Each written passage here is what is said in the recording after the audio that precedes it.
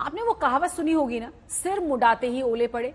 ठीक वैसे ही नवाब मलिक के आते ही महायुति वाले भिड़ चुके हैं। दरअसल मनी लॉन्ड्रिंग और दाऊद से कनेक्शन के आरोपों में घिरे महाराष्ट्र के पूर्व मंत्री नवाब मलिक बेल पर बाहर हैं। जेल से बाहर आने के बाद आज वो पहली बार विधानसभा पहुंचे। उनके विधानसभा में जाने के बाद अजीत पवार गुट और बीजेपी आमने सामने आ चुके हैं। ये क्यों हुआ और कैसे हुआ, इस रिपोर्ट के जरिए जानिए।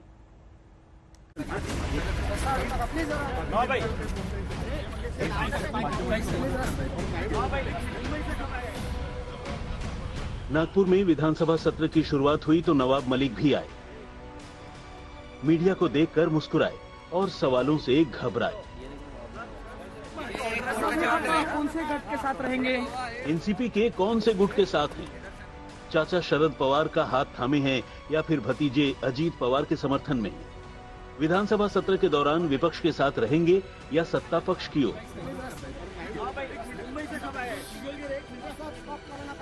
ऐसे सैकड़ों सवालों के बावजूद मुंह से एक शब्द भी नहीं निकला, सिर्फ इशारे ही करते रहे। मीडिया के सवालों का जवाब दिए बिना अजीत पवार गुट को मिले नए ऑफिस में पहुंचे। नेताओं और कार्यकर्ताओं से भी मिले। यहां तक सस्पेंस बना हुआ था, लेकिन जब सत्र की शुरुआत हुई नवाब मलिक सीधे जाकर आखिरी बेंच पर अजीत पवार गुट के विधायकों के करीब बैठ गए। बस यहीं से बात बिगड़ गई। उद्धव के विधायकों ने शिंदे सरकार पर हमला किया और नवाब मलिक को लेकर नरम रवैया अपनाने का आरोप लगाया। सत्र की कार्यवाही खत्म हुई तो देवेंद्र फडणवीस ने अजीत पवार पर लेटर बम गिराया।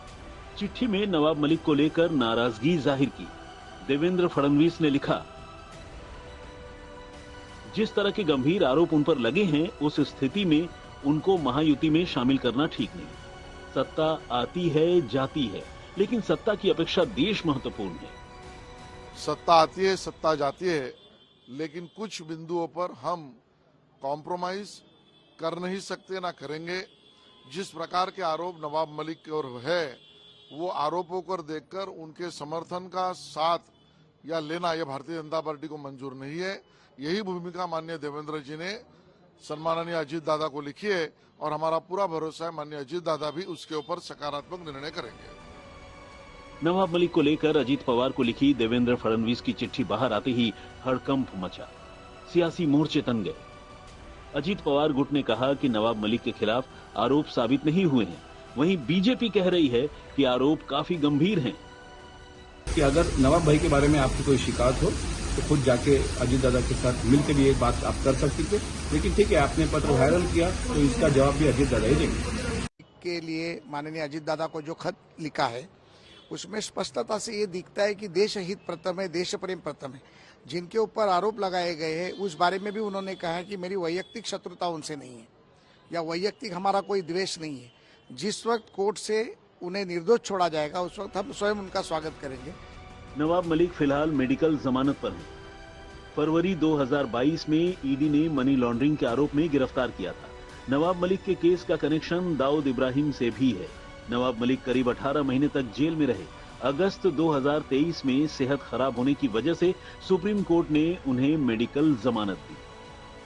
जब वो जेल से बाहर आए, सुप्रिया सुले और शरद पवार गुट के दूसरे बड़े नेताओं ने उनका स्वागत किया, लेकिन उन्होंने पत्ते नहीं खोले कि वो किस गुट के साथ हैं। और आज अचानक सियासी दंगल शुरू हो गया।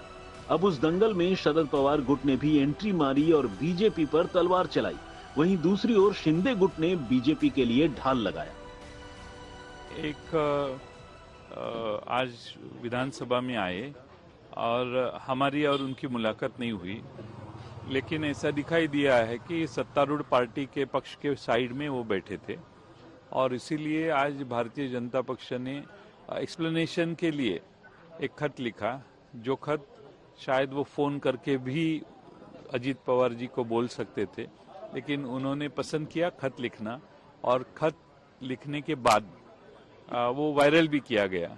तो मुझे लगता है कि अजीत पवार जी को बोलने के बजाय महाराष्ट्र की जनता को एक्सप्लेनेशन देने का ये प्रयास है। मग तीच तर भूमिका आमची पण आहे ना। नवाब मलिकावर छोटे काही आरोप नाही आहे, काही भ्रष्टाचाराचे आरोप नाही आहे, देशद्रोहाचे आरोप आहेत आणि ते बेलवर बाहेर आलेले आहेत। एवढी घाई काय तुम्हाला त्यांना? आणि त्याच्यामुळं मेसेज जो आहे समाजामध्ये तो वेगळ्या पद्धतीने जातोय. सियासत में जो दिखता है वो अक्सर होता नहीं. कौन जाने नवाब मलिक को लेकर देवेंद्र फडणवीस की चिट्ठी का निशाना कहीं और हो.